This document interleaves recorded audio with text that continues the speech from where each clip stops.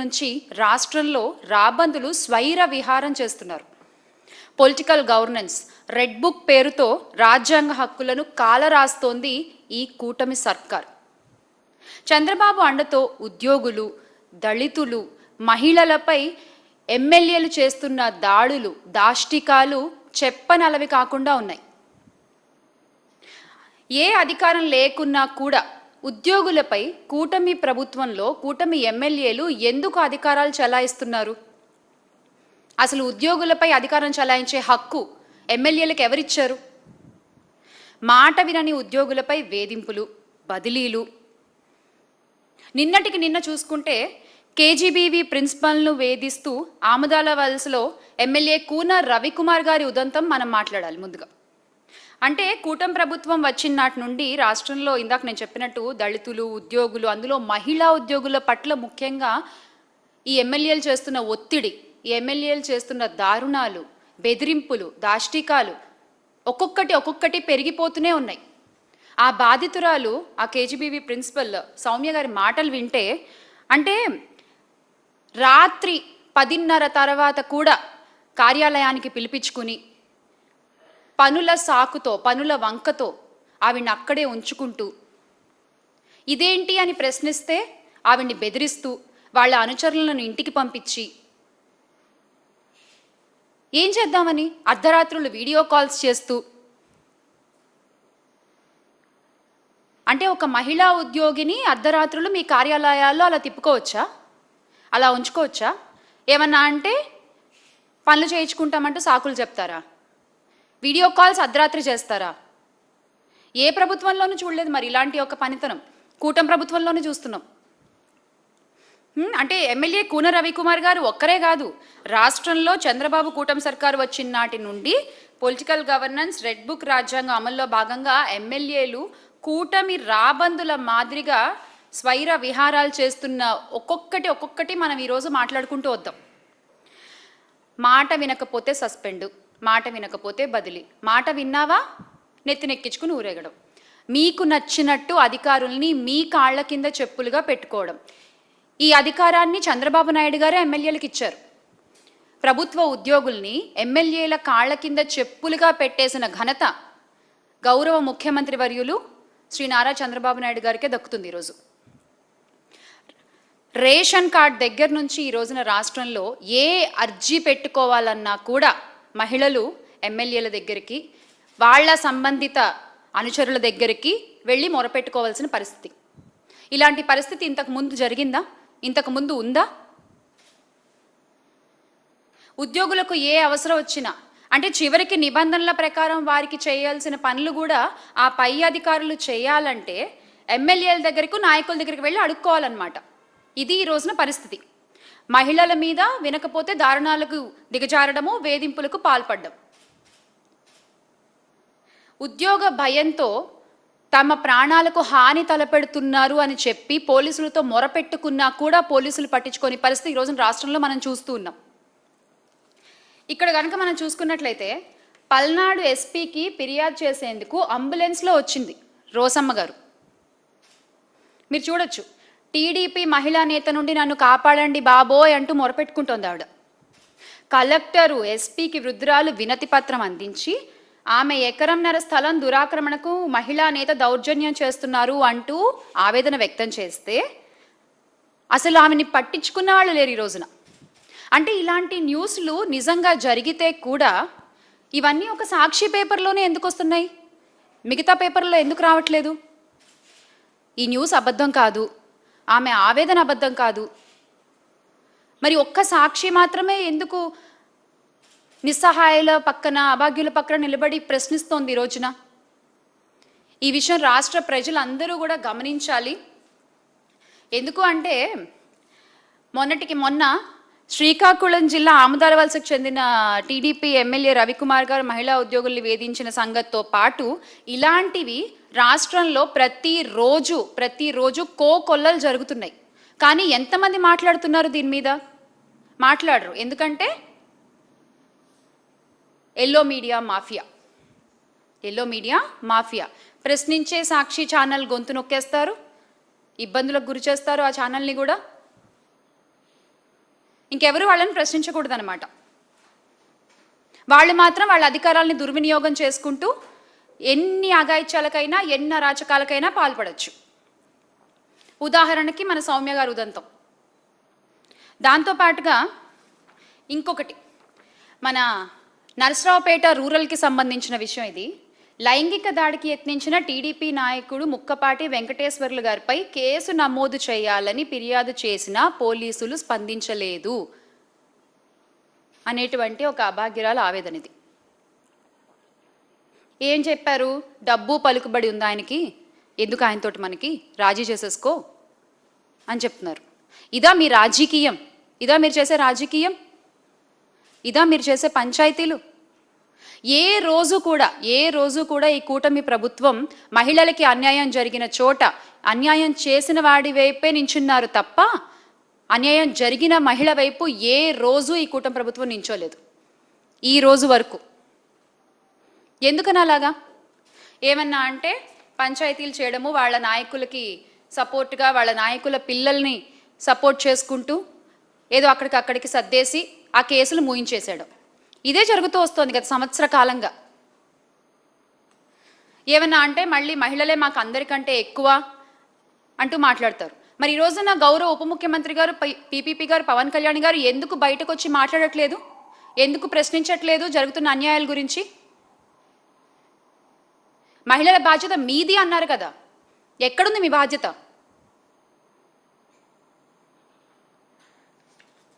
అలాగే కూటమి అధికారంలోకి వచ్చిన మొదట్లో ఎమ్మెల్యే కోనేటి ఆదిమూలం ఉదంతం కలకలం సృష్టిస్తే ఆదిమూలం గారిది, తాజాగా మన రవికుమార్ గారు, ఇంకొకళ్ళు వచ్చేసి నజీర్ అహ్మద్ గారు అంటే వీళ్ళు చేసే పనులు చూస్తే ప్రజలు ఈ రోజున అసహించుకునేటువంటి పరిస్థితి ఉంది రాష్ట్రంలో. గుంటూరులో టీడీపీ మహిళా నేత షేక్ సూఫియా పురుగుల మందు తాగి ఆత్మహత్యం చేసుకునే పరిస్థితి వచ్చింది ఈ రోజున. గుంటూరు తూర్పు నియోజకవర్గం టీడీపీ ఎమ్మెల్యే ఎండి నజీర్ అహ్మద్ గారు, ఆ వీడియో కూడా చాలా వైరల్ అయింది, మీలో చాలామంది చూసే ఉంటారు.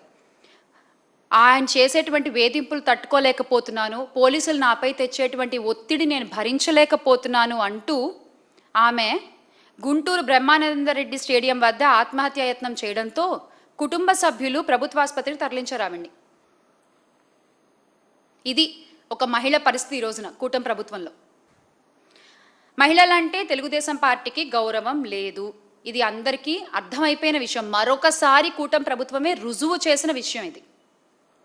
మహిళల వ్యక్తిత్వాలను కించపరుస్తూ బురద జల్లి చంద్రబాబు నాయుడు గారు ఆ రోజున ఎన్టీ రామారావు గారికి వెన్నుపోటు పొడిచి ఆయన రాజకీయ ప్రస్థానాన్ని మొదలుపెట్టినప్పటి నుండి అప్పుడు ఒక మహిళపై బురద జల్లి ఆమె వ్యక్తిత్వాన్ని హననం చేసి మొదలుపెట్టారు. ఈ రోజుకి అదే ఆనవాయితీని ఆ పార్టీ పెద్దలందరూ కూడా ఆచరిస్తూ వస్తున్నారు. ఇది నిజం అన్న సంగతి ఆ పెద్దలకు కూడా తెలుసు. అలాగే 2014 నుండి 19లో కూడా ఇసుక అక్రమ రవాణాలో ఎంఆర్ఓ వనజాక్షి గారి మీద అప్పటి టీడీపీ ఎమ్మెల్యే చింతమనేని ప్రభాకర్ గారు దాడి చేస్తే చర్యలు తీసుకోవాల్సిన చంద్రబాబు నాయుడు గారు ఏం చేశారు? పంచాయతీ చేసి చింతమనేని గారిని కాపాడి ఒక మహిళ ఆత్మగౌరవాన్ని దెబ్బతీశారు. ఇలాంటివి ఎన్నో జరుగుతూ వస్తూనే ఉన్నాయి. అలాగే ఇంకోటి, ఈరోజు ఇందాక మనం చూసాము, టీడీపీ మహిళా నేత నుంచి కాపాడండి అంటూ నరసరావుపేట రూరల్ నుంచి ఆమె మాట్లాడిన మాట అంతా కూడా టీడీపీ నేతల ఆగడాలకు అంతు పొంతు లేకుండా పోతోంది, ఆ పార్టీ మహిళా నేతలు సైతం భూ ఆక్రమణలు చేసి రెచ్చిపోతున్నారంటే ఒక వృద్ధురాలి ఫిర్యాదు కూడా ఈరోజు తీసుకోలేని పరిస్థితి మన రాష్ట్రంలో ఉంది. అలాగే సౌమ్య గారు అయితే ఏకంగా నేను అసలు పోరాడలేకపోతున్నాను వీళ్ళతోటి, నా వల్ల కావట్లేదు, ఈ ఎమ్మెల్యేతో నేను పోరాడలేను అంటూ ఆమె ఇచ్చినటువంటి స్టేట్మెంట్ చూడొచ్చు మీరు. దీనికి ఏం సమాధానం చెప్తారు ప్రస్తుత కూటమి ప్రభుత్వం? దీనికి ఏం సమాధానం చెప్తారు ప్రస్తుత మహిళా హోంమంత్రి గారు? దీనికి ఏం సమాధానం చెప్తారో దయచేసి చెప్పాలి. ఇంకొకటి అంటే అప్పుడెప్పుడో బాలకృష్ణ గారు ఒక మాట అన్నారు, ఆడవాళ్ళు కనిపిస్తే ముద్దైనా పెట్టాలి, తల్లిని అన్నా చేయాలని. నేను ఇంకా చాలా పాలిష్డ్గా చెప్తున్నాను ఆ మాటని. తల్లిని అన్నా చేయాలి అంటూ ఆయన మాట్లాడిన మాటల్ని కూటమి నేతలు చాలా సీరియస్గా తీసుకున్నట్టున్నారు. ప్రతి ఒక్కళ్ళు ఈ రోజున అధికారంలోకి వచ్చిన దగ్గర నుంచి అదే పనిలో ఉన్నారు. ఎస్, అందుకు ప్రూఫ్ ఇగో ఇంకొకటి. టీడీపీ ఎమ్మెల్యేల లీలలు, ముద్దుల ముచ్చట, అర్ధరాత్రి వీడియో కాల్స్, మాట వినకపోతే బెదిరింపులు బదిలీలు. ఇలా ఉంది ఈ రోజున రాష్ట్రంలో పరిస్థితి. అదే గత ప్రభుత్వంలో తీసుకున్నట్లయితే వైఎస్ జగన్మోహన్ రెడ్డి గారు ముఖ్యమంత్రిగా ఉన్నప్పుడు ఏ ఆడపిల్ల, ఆ ఆడపిల్ల స్కూల్కి వెళ్ళే పిల్లైనా, ఉద్యోగం చేసే మహిళ అయినా, ప్రభుత్వ ఉద్యోగంలో ఉన్న మహిళ అయినా, ఇంట్లో వంట చేసుకునే అమ్మైనా, అవ్వైనా సరే ఎవరైనా తన ఫోన్లో ఒక యాప్ ఉంటే, ఒక దిశ యాప్ ఉంటే, ఆ ఫోన్ ఇలా షేక్ చేసినా సరే ఆ కంప్లైంట్ లొకేషన్ అన్నీ వెళ్ళిపోయి ఇమ్మీడియట్గా పోలీసులు వచ్చి యాక్షన్స్ తీసుకునే పరిస్థితి మనం చూసాం. కానీ ఈ రోజున అలాంటి ఒక యాప్పై చంద్రబాబు నాయుడు గారి శాపం పడింది. మొత్తానికి యాప్ని నిర్వీర్యం చేస్తారు. మళ్ళీ సేమ్ టు సేమ్ కాపీ కొట్టి శక్తి యాప్ అంటూ తీసుకొచ్చారు. మరి ఈ రోజున ఆ శక్తి యాప్ పనిచేస్తోందా? పనిచేయట్లేదు. అందులో కంప్లైంట్స్ తీసుకోరు, ఫైల్ చేస్తే కంప్లైంట్ ఫైల్ అవ్వదు, బాధితులకి న్యాయం జరగదు.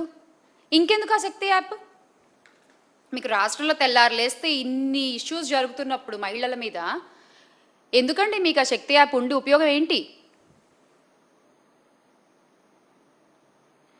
జగన్మోహన్ రెడ్డి గారి ఆలోచనలని కాపీ కొడితే సరిపోదు, ఆచరించే దమ్ము ఉండాలి, సత్తా ఉండాలి. అది లేదు అని పవన్ కళ్యాణ్ గారు స్టేజ్ మీద ఓపెన్గా ఒప్పుకున్నారు ఒక మీటింగ్లో, మా ప్రభుత్వానికి అంత సత్తా లేదు అని. దాని రోజున ఎమ్మెల్యేలు, నాయకులు అందరూ నిజం చేస్తూ వస్తున్నారు. అలాగే డేట్స్తో సహా మాట్లాడుతున్నా నేను. ఈ గత సంవత్సర కాలంలో 22/7/2025 దళిత మహిళ విఓఏపై టీడీపీ నేత లైంగిక వేధింపులు ఎన్టీఆర్ జిల్లా ఇబ్రహీంపట్నం మండలంలో చిలుకూరు గ్రామానికి చెందిన ఆ టీడీపీ గ్రామ కమిటీ అధ్యక్షుడు కాటేపల్లి సుబ్బారావు ఏడాదిగా లైంగిక వేధింపులు చేస్తే భరించలేక ఆ బాధితురాలు నిద్రమాత్రలు మింగితే ఆ తర్వాత ఏడాది తర్వాత ఆ ఇష్యూ బయటకు వచ్చింది. అలాగే 21/7/2025 కేజీబీవీలో సీట్ ఇప్పిస్తానంటూ ఒంటరి మహిళపై లైంగిక వేధింపులు. పాపం భర్త చనిపోయి 2 పిల్లలతో ఆ తల్లి కూలి పనులు చేసుకుంటూ ఆ పెద్ద పిల్లని చదివించుకోవడం కోసం ఆ కేజీబీవీలో సీటు కోసం అడిగితే ఆయన మాట్లాడిన మాటలేంటి? నువ్వు నా దగ్గరికి వస్తేనే నీ పిల్లకి సీట్ దొరుకుతుంది అంట. అంటే భర్త లేని మహిళలకి మీ నాయకులు ఇచ్చేటువంటి రక్షణ ఇది. ఎంత గొప్పగా ఉందో, ఎంత అందంగా ఉందో దయచేసి ఈ కూటమి ప్రభుత్వం గమనించాలి. వారిపై తగిన చర్యలు తీసుకుంటే బాగుంటుంది, ఆ బాధితురాలకు అండగా నిలబడితే బాగుంటుంది. అలాగే 21/7/2025 జాబ్ కోసం కమిట్మెంట్ ఇవ్వాలంటూ టీడీపీ కార్యకర్త సత్సాయి జిల్లా హిందూపురం ప్రభుత్వ ఆసుపత్రిలో పనిచేసిన శానిటేషన్ వర్కర్ని కాల్లో ఏ విధంగా మాట్లాడారో ఆ వీడియో ఎంత వైరల్ అయిందో మనందరం చూసాం. 3/7/2025 యువతిపై టీడీపీ కార్యకర్త లైంగిక దాడి. తిరుపతి జిల్లా నాయుడుపేట పట్టణం అగ్రహారపేట అరుణతి కాలనీకి చెందిన ఒక యువతిపై టీడీపీ కార్యకర్త మొండెం ఉదయ్ లైంగిక దాడికి యత్నించారు. నిద్రిస్తుండగా అమ్మాయి పడుకుంటే లైంగిక దాడి చేసి దాని వీడియోలు చిత్రించి వాటిని సోషల్ మీడియాలో రిలీజ్ చేస్తామంటూ ఆమెను బెదిరించి, అలాగే 1/8/2025 యువతిని మోసం చేసిన కేసులో మచిలీపట్నం టీడీపీ నేత పల్లపాటి సుబ్రహ్మణ్యం తనయుడు అభివన్ను ఎప్పుడు పోలీసులు అరెస్ట్ చేశారో తెలుసా అండి? మచిలీపట్నంలోని మన పేర్ని నాని అన్న వాళ్ళ అబ్బాయి పేర్ని కిట్టు గారు ఒక పెద్ద యాజిటేషన్ చేసి ప్రశ్నిస్తూ రోడ్లెక్కి ఇది అన్యాయం, ఒక మహిళకు మీరు చేసింది తప్పు అని చెప్పి ఆయన గొంతెత్తి అడిగితే అప్పుడు పోలీసులు నిద్రలేచి ఆయన అరెస్ట్ చేశారు. అంటే వైఎస్ఆర్ కాంగ్రెస్ పార్టీ నాయకులు గుర్తు చేస్తే తప్ప, పోరాటాలు చేస్తే తప్ప బాధితులకు ఈ రోజున న్యాయం జరిగే పరిస్థితి లేదు. అలాగే 15/6/2025 ప్రేమ పేరుతో టీడీపీ ఎమ్మెల్యే వాసు అనుచరుడి మోసం చూసాం మనం రాజమహేంద్రవరంలో. 5/6/2025 దళిత మైనర్ బాలికపై 6 నెలలుగా టీడీపీ కార్యకర్తలు అత్యాచారం చేసిన సంఘటన అయితే అసలు దారుణం. అది వయస్సుతో సంబంధం లేదు. ఏడేళ్ల బాలికపై కూడా 3/6/2025న టీడీపీ కార్యకర్త అఘాయిత్యం చేస్తే పశ్చిమ గోదావరి జిల్లా ఆకువీడు నగర పంచాయతీకి చెందిన బాలిక తల్లిదండ్రులు మొరపెట్టుకుంటే వాళ్ళకి ఈ రోజుకి న్యాయం జరగలేదు. ఏంటి మీరు మహిళలకు ఇచ్చే భద్రత, ఏంటి మీరు మహిళలకు ఇచ్చే రక్షణ మీ కుటుంబ ప్రభుత్వంలో? అలాగే 6/4/2025న పల్నాడు జిల్లాలో అంగన్వాడీ కార్యకర్తకు టీడీపీ నేత లైంగిక వేధింపులు. మేము కమ్మోళ్ళం, నువ్వు మాల్దానివి, ప్రభుత్వం మాది, ఇవి వాళ్ళు మాట్లాడిన మాటలు. నువ్వు మమ్మల్ని ఏం చేయలేవు, నేను అడిగింది నువ్వు చేయాల్సిందే. పచ్చిగా మాట్లాడాలంటే ఇంకా మా కోరికలు నువ్వు తీర్చాల్సిందే. ఇది వాళ్ళు మాట్లాడి ఆమెను బెదిరించిన బెదిరింపులు. ఆమెను కాపాడాలి అన్న విషయం ఆమె ఇంకా సెల్ఫీ వీడియోలు తీసి సోషల్ మీడియాలో రిలీజ్ చేసుకుంటే కానీ చర్యలు తీసుకునేటువంటి పరిస్థితి ఉంది ఆ రోజున. అలాగే 31/6/2024లో మన హోంమంత్రి అనిత గారి ఆవిడ నియోజకవర్గంలో ఆవిడ సొంత ఇలాకాలో జరిగినటువంటి సంఘటన.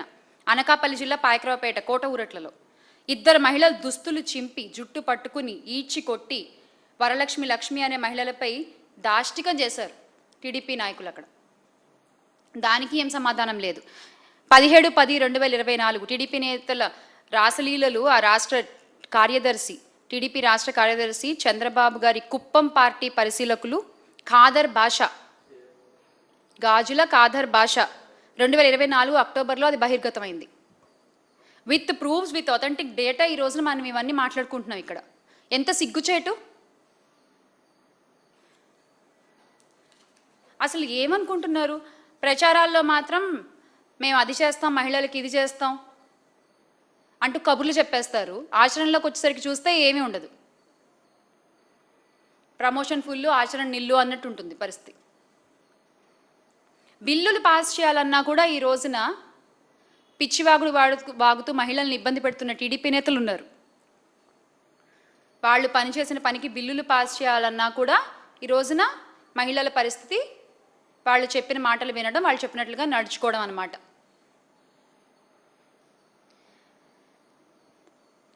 విద్యార్థినులపై టీడీపీ కుటుంబాలకు చెందిన యువకుల గ్యాంగ్ రేప్ చేసి 19/10/2024లో ఆ తల్లిదండ్రులు ఎంత మొరపెట్టుకున్నారు, ఆ తల్లిదండ్రులు ఎంత క్షోభ అనుభవించారు, ఆ విద్యార్థినులు ఎంత ఇబ్బంది పడ్డారు, ఒక్కళ్ళన్నా మాట్లాడారా?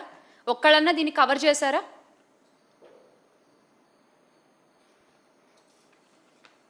దళితులంటే గౌరవం లేదు. మా నాయకులు, దళిత నాయకులపై ఎన్ని అక్రమ కేసులు పెట్టారండి మీరు ఈ కూటమి ప్రభుత్వం అధికారంలోకి వచ్చిన తర్వాత? మాజీ ఎంపీ నందిగామ సురేష్ గారి విషయం కావచ్చు, మాజీ మంత్రి మెరుగు నాగార్జున గారి మీద కావచ్చు, ఎమ్మెల్యే తాటిపర్తి చంద్రశేఖర్ గారి మీద, ఎమ్మెల్సీ మొండితోక అరుణ్ కుమార్ గారి మీద, మాజీ ఎమ్మెల్యే మొండితోక జగన్మోహన్ రావు గారి మీద, మాజీ మంత్రి పినిపే విశ్వరూప్ గారు తనయుడు పినిపే శ్రీకాంత్ మీద ఎన్ని అక్రమ కేసులు పెట్టారు? అలాగే ఈ రోజున ఈ రాష్ట్రంలో కూటమి ప్రభుత్వంలో దళితుల్ని ఎంత అసహ్యంగా ట్రీట్ చేస్తున్నారు, ఎంత తక్కువగా చూస్తున్నారు. అదే వైఎస్ జగన్మోహన్ రెడ్డి గారు గత 5 ఏళ్ళు కులం చూడకుండా, మతం చూడకుండా, ప్రాంతం చూడకుండా, పార్టీ చూడకుండా పరిపాలన అందించిన తీరు ఈ రోజున ప్రతి ఒక్కళ్ళకి గుర్తొస్తోంది. ప్రతి ఒక్కళ్ళు మళ్ళీ గుర్తెచ్చుకుంటున్నారు ఆ రోజుల్ని. అసలు ఈ మనిషి ఈయన చూడండి, అసలు నజీర్ గారు గుంటూరు తూర్పు ఎమ్మెల్యే ఓ మహిళతో మాట్లాడిన వీడియో, ఆ వీడియో మన దగ్గర ప్లే అవుతుందా? అవ్వచ్చా? ఒకసారి చూడండి, ఒకసారి ఆ వీడియో చూద్దాం మనము. అది చూసిన తర్వాత అంటే ఒక గౌరవప్రదమైన పోస్ట్లో ఉంటూ ఆయన మహిళలతో మాట్లాడేటువంటి తీరు, మహిళల్ని ఉద్దేశించి ఆయన వాడేటువంటి పదాలు ఎంత హేయమైనవిగా ఉన్నాయంటే ఒకసారి మీరే చూడొచ్చు. గతంలో ఒకసారి ప్లే చేయండి వీడియో. గతంలో టీడీపీ కార్పొరేటర్ పదవికి పోటీ చేసిన ఒక మహిళతో వీడియోలో చెప్పలేని రీతిలో సైగలు చేస్తూ ఆయన వ్యవహరించిన తీరు ఎంత తేటతెల్లమైందంటే ప్రతి ఒక్కళ్ళ ఫోన్లో, ప్రతి ఒక్కళ్ళ అకౌంట్లో, సోషల్ మీడియా అకౌంట్స్లో ట్రెండింగ్ ఈ వీడియో ఈ రోజున.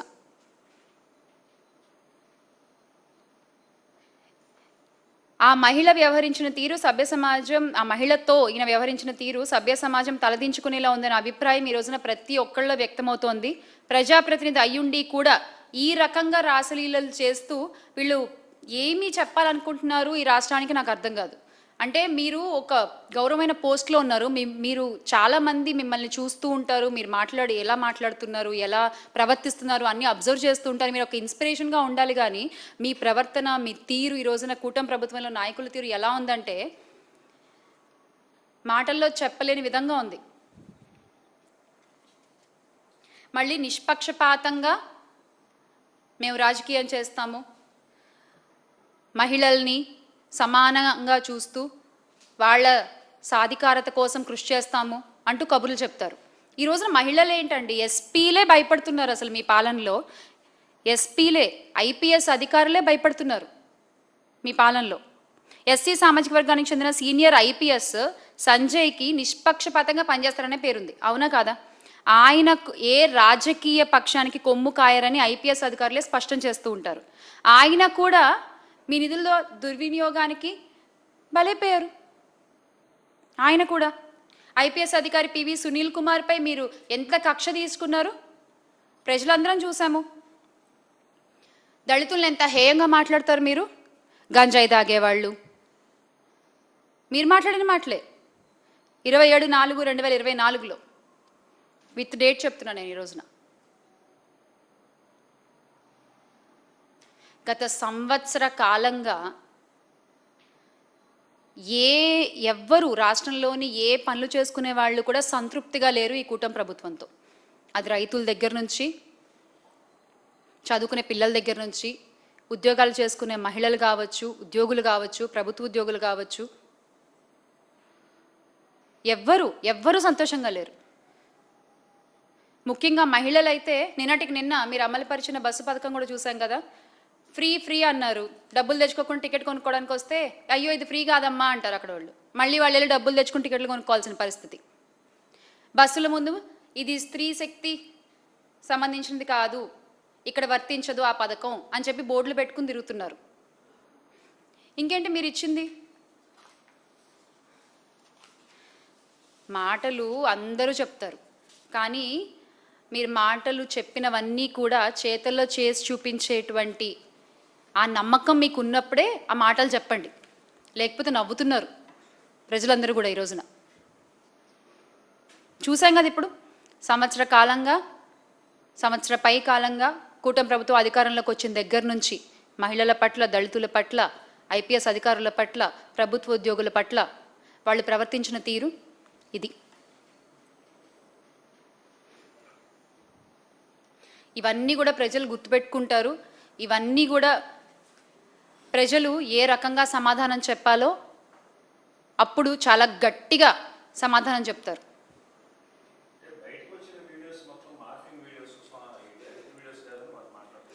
ఇవాళ రేపు ఒక వరం ఏమిటంటే ఏది వచ్చేసినా అది మార్ఫింగ్ అని చెప్పేయచ్చు, ఏది విన్నా మాట్లాడేయచ్చు. తర్వాత అయ్యో అది ఏఐ అండి మాకేం సంబంధం లేదు అని చెప్తున్నారు. మరి నిజాలు భగవంతుడికే తెలియాలి. మీరు మీడియాలోనే ఉన్నారు, మీకు ఒక ఐడియా ఉంటుంది కదా సార్.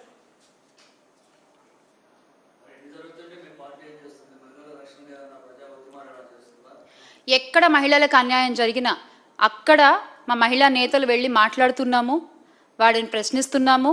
అది మచిలీపట్నం కావచ్చు, రాజమండ్రి కావచ్చు, పాయకరావుపేట కావచ్చు, వైజాగ్లో కావచ్చు, రాప్తాడులో కావచ్చు, ఎక్కడైనా ప్రతి చోట మొన్నటికి మొన్న ఒక ఆడ మనిషిని చెట్టు కట్టేసి కొడుతుంటే తన కన్న బిడ్డ ముందు వైఎస్ఆర్ కాంగ్రెస్ పార్టీ కదా గొంతెద్దాన్ని ప్రశ్నించింది. ఆ తర్వాత కదా ఆమెకు న్యాయం జరిగింది కుప్పంలో. సో ఇలాగా ప్రతి చోట ఎక్కడ మహిళలకు అన్యాయం జరుగుతున్నా అక్కడ ముందు నిలబడేటువంటి పార్టీ వైఎస్ఆర్ కాంగ్రెస్ పార్టీ అని సగర్వంగా తెలియజేసుకుంటున్నాము. ఎందుకంటే మా అధినాయకులు వైఎస్ జగన్మోహన్ రెడ్డి గారికి మహిళలపై అపారమైన గౌరవం. ప్రతి మహిళని కూడా సొంత చెల్లిలా చూసేటువంటి విశాల హృదయం అయింది. కాబట్టి రాష్ట్రంలో ఏ ఆడపిల్లకు అన్యాయం జరిగినా కూడా ముందుండి ప్రశ్నించేటువంటి పార్టీ వైఎస్ఆర్ కాంగ్రెస్ పార్టీ, ప్రశ్నించే పేపర్ సాక్షి, కవర్ చేసేటువంటి ఛానల్ సాక్షి మీడియా. ఇది అందరికీ తెలిసిన విషయమే. అవును, ఆయన ఎక్కడున్నారు అసలు? నిజమే. నేను మొన్న కూడా అన్నాను, ఈయన అసలు కనబడట్లేదు, ఏమైపోయారు ఈయన, ఇన్ని జరుగు